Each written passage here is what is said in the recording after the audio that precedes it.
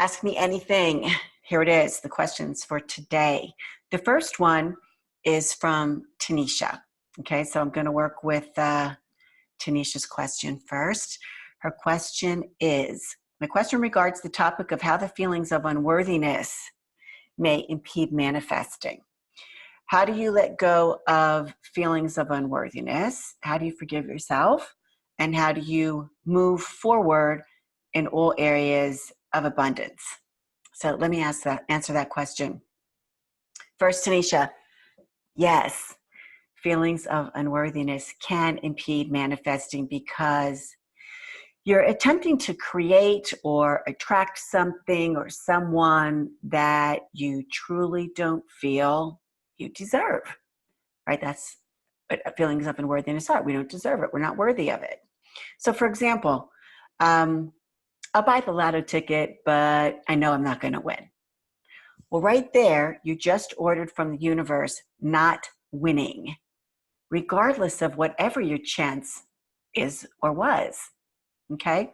Another example would be, let's say you're house hunting and you see a house. You say, I really want that house, but maybe it's too much house for me. Right there, you're saying, I can't handle this size. I don't deserve a property of this level of luxury. It's what I dreamed of, and I don't think that I deserve it. It's going to be impossible. Something's going to happen that I can't get it. You just ordered from the universe, I can't get it.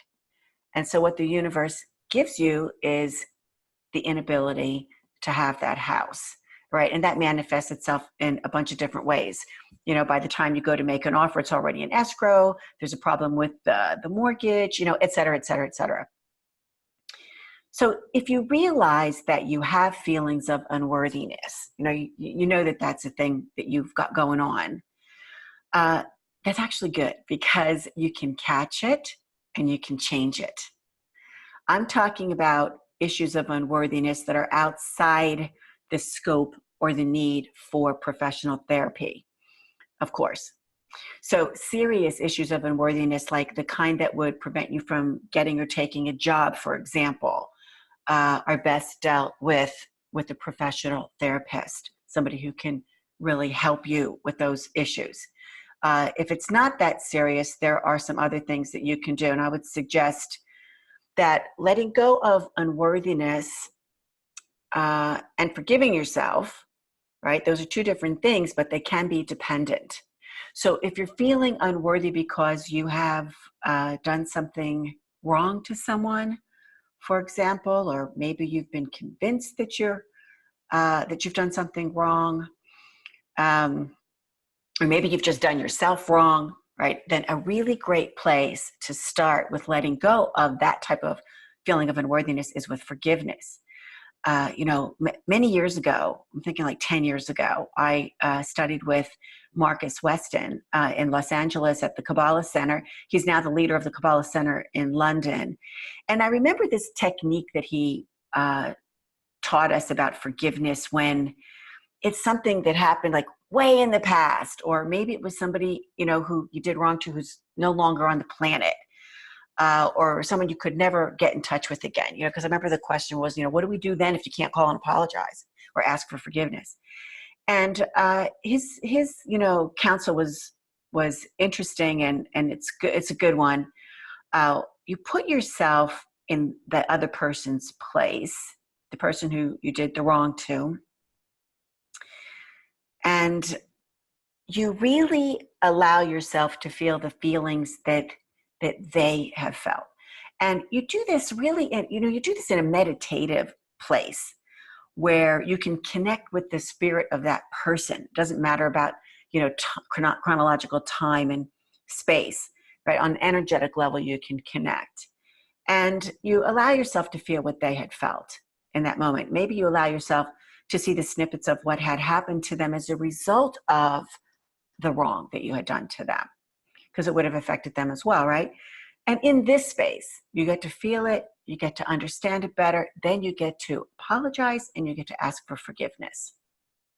And you allow, here's the key, you allow them to forgive you. Oftentimes, beating yourself up constantly, right? You end up hanging on to the feelings of undeservedness that come from or stem from feelings of unworthiness. So this can be done in meditation. It can be done in prayer. It does not have to be done in person. Okay. Let me give you another option for forgiveness of someone else, forgiveness of yourself. You can go into a meditative state. You can review the situation, and then you can take a look at what the gifts were from that. Maybe it was awareness that, you were doing something that was wronging someone else. Maybe it's an awareness that somebody was doing something wrong for you, and therefore you created a stronger boundary line in relationships, for example. So the examination is on the benefit, the silver lining, right? The treasure.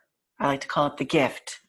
And I do a long meditation for people that are interested in going through the process of forgiveness in that way, right? I call it the gift. This will help you alleviate feelings of associated unworthiness. Okay? Now, one other thing that you can do, how to overcome unworthiness, and this is great. This is from my soul sister, Monica Lishkolnik. Let me show you. She wrote a book about this. Can you see the book? Make sure you can see it. There it is. This is Monica's book. One question that can change your life. She wrote this book. She, I don't know if she still does it, but she used to be on the Council for Self-Esteem. I think it's a National Council of Self-Esteem in Austria, where she lives. She lives outside of Vienna. And I remember she did a salon here at my house, and we did the practices in her book on issues of unworthiness. And it's a great exercise. It's a great read, but it's also a really great journey from feelings of low self-esteem and unworthiness to full self-esteem and full value, and understanding that you are worthy and deserving of everything that comes your way that you can possibly think of or dream of. And I remember when she was first showing me or explaining to me, or using me as the example, and she asked the question, what are you worthy of?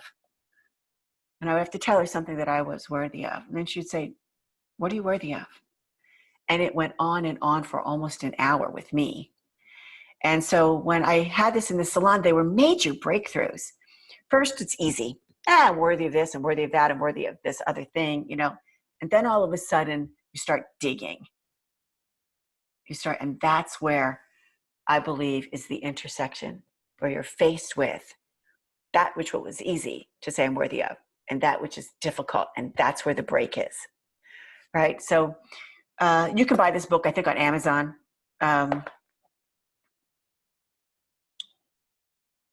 Has an ISBN number, so it'll be easy to find.